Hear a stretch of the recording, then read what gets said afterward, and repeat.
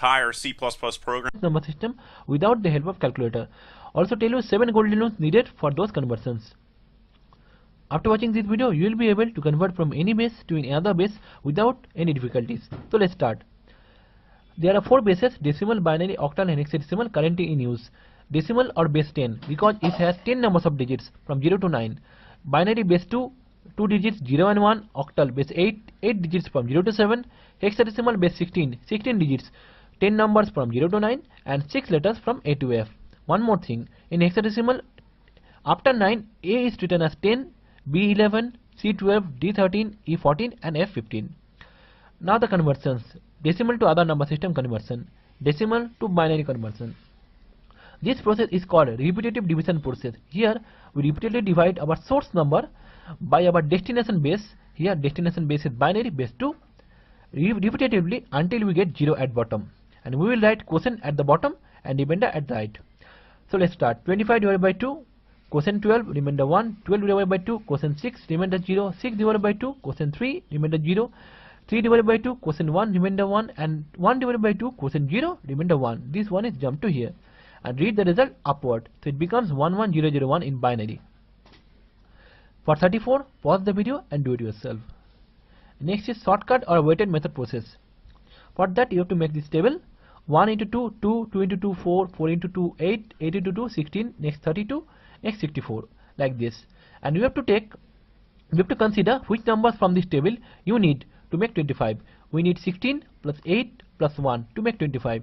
So we have taken these 3 numbers, we will write 1 below them. 1 below 16, 1 below 8 and 1 below 1. And we didn't take 4 and 2, so we will write 0 below them. So it becomes 11001. For 34, we need 32 and 2 from this. So we will write 1 below 32 and 1 below 2. Below other numbers, write 0. It becomes 1001010. Isn't it easy? Decimal to octal.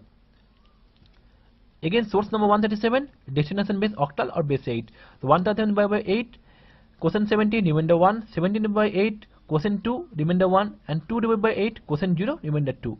Read upward, 211, record octal number. Do this yourself.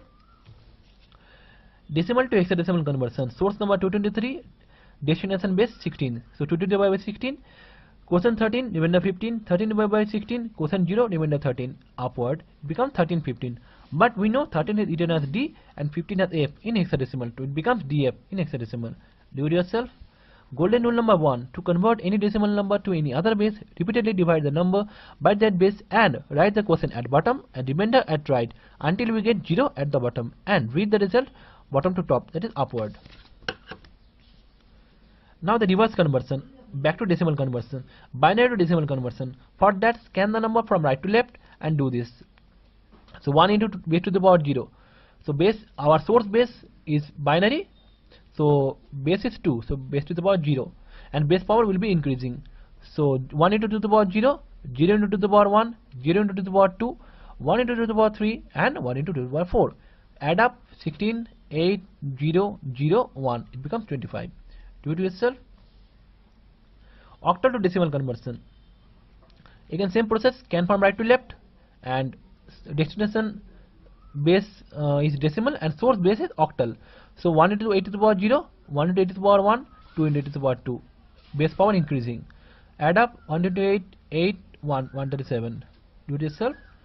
Hexadecimal to decimal. DF. Writing in the numbers 13 and 15. Same process from right to left. 15 into 6 to the power 0, 13 into 6 to the power 1. Add up, you will get 223. Do it yourself. Golden rule number 2: to convert any number from any base to decimal number, scan the number from right to left, take the rightmost digit, multiply that by base to the power 0.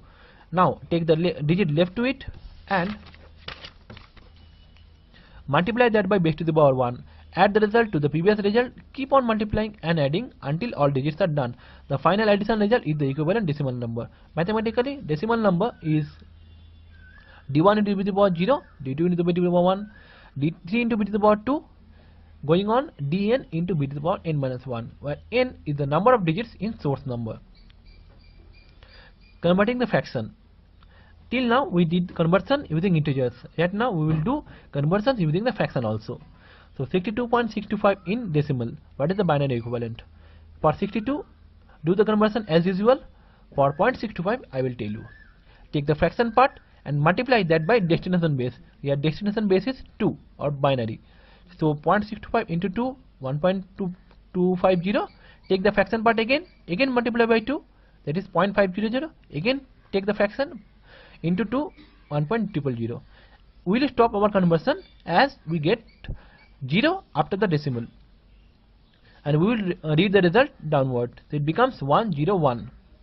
So for 62.625 in decimal, it becomes 11110.101 in binary. Decimal to octal fraction. So for the integer part, as usual. For fraction part, same process. Take the fraction and multiply that by destination. Here destination is octal or base 8. So 0.30 into 8, 2.40. Again fraction. 0.40 into 8, 3.20. Again take 0.20 into 8, 1.60. 0.60 into 8, 4.80. 0.80 into 8, that is 6.40. We have got our fraction 23146 downward. So for 23.30 in decimal, it becomes 35.23.46 in octal. Golden rule number 3. To convert any decimal fraction to any other basis fraction, step number 1. Convert the integer part left to decimal point as usual. Step 2. Now take the fraction part, multiply it by destination base. Step 3. If the newly generated number has fraction, again take the fraction and do the same. Keep on doing step 2 and 3 until we get 0 as fraction, or we get sufficient number of fraction digits. Step 5. Read the result from top to bottom downward. Now the reverse calculation, the other basis fraction back to decimal fraction, octal fraction to decimal fraction. For integer part, same process. 5 into 8 to the power 0, 4 into 8 to the power 1. For fraction, little trick is there. 3 into 8 to the power minus 1, 5 into 8 to the power minus 2, 2 into 8 to the power minus 3. Here basis power will be negative and increasing from left to right. So it becomes 37.457 in decimal. Binary fraction to decimal fraction. Same process for integer, from left to right, from right to left. 0 into 2 to the power 0, 1 into 2 to the power 1, 0 into 2 to the power 2, 0 into 2 to the power 3, and 1 into 2 to the power 4. And for fraction, 1 into 2 to the power minus 1, 0 into 2 to the power minus 2, 1 to the power minus 3. It becomes 18.625 in decimal. Golden rule number 4. Same as rule 2 for the integer part, but for the fraction part, after the decimal point, scan the number from left to right and use the formula. D1 into b to the power minus 1, D2 into b to the power minus 2, D3 into b to the power minus 3, going on dn into b to the power minus n. That is fraction digit into base to the power minus 1 to minus n. N is the number of digits in source number. Now interconversion between the bases. I will convert from binary to octal directly without involving decimal number system. For that, scan the number from right to left and group in a group of 3. So 111, 101, 110, 001, 000. And here a single 1 is there, but we need 3-digit number. So we will add 2 zeros at the extreme left. So it becomes 001. I write the decimal equivalent for each group. 001 in binary, decimal 1, 000 in binary, decimal 0. Similarly 1, 110 in the binary, decimal 6, 5, and 111 in binary, decimal 7. And write the number as it is. So it becomes 101657 in octal. For the fraction, for integer, scan from right to left and group of 3, and for fraction, write the number as it is. So it becomes 67.5 in octal. Binary to hexadecimal conversion. This time same process, right to left scanning, but this time group in a group of 4. So 4 ones, 1010, 0011, and 1000. It becomes 8, 3, 10, and 15, or 8, 3, A and F in hexadecimal. For fraction conversion, scan the integer part from right to left. So it becomes 0, 111, and 11 is there. We need 2 more digits. We will write 2 zeros at the extreme left. So it becomes 0011, 0111, and for integer for fraction part it's 101. We need 1 more digit. We will write 1 extra 0 at the extreme right for fraction. It becomes 101 extra 0 1010 becomes 37.A in hexadecimal. Golden rule number 5. To convert binary to octal, scan the integer part from right to left and group in a group by 3. Now write the below each group the corresponding decimal equivalent. For fraction part, scan from left to right and do the same. If digits are insufficient for grouping, add required numbers of zeros at the extreme left for integer part and at the extreme right for fraction part. Now you may ask, why in a group of 3 bits for octal? Because it takes maximum 3 binary bits, that is 000 for 0 and 111 for 7 in binary to represent any octal digit. For hexadecimal, the rule is to convert binary to hexadecimal, just do the same 4 steps, but this time take a group of 4 digits.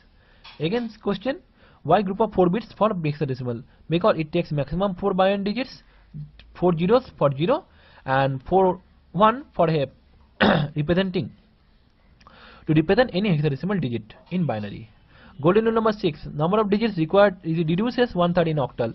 Like 12 ones are there. If you convert in octal, it becomes 47. So that is number of digits reducing from 12 to 4. That is 1/3 in octal. Number of digits reduces 1/4 in hexadecimal. 12 ones are there. Converting into hexadecimal, it becomes 3f. So it reduces 1/4 from 12 to 3 in hexadecimal. Golden rule number 7. The larger base number system you use, the less number of digits are required to represent a number. For example, representing 65 in binary, it takes 7 digits. Binary is lowest base system, that is base 2. Converting to higher base 8, the bits are reduces to 3. Converting more higher base from 8 to 10 takes only 2 digits. This is the concept. So friends, this was my tutorial. If you like my video, please like it and subscribe to my YouTube channel. That will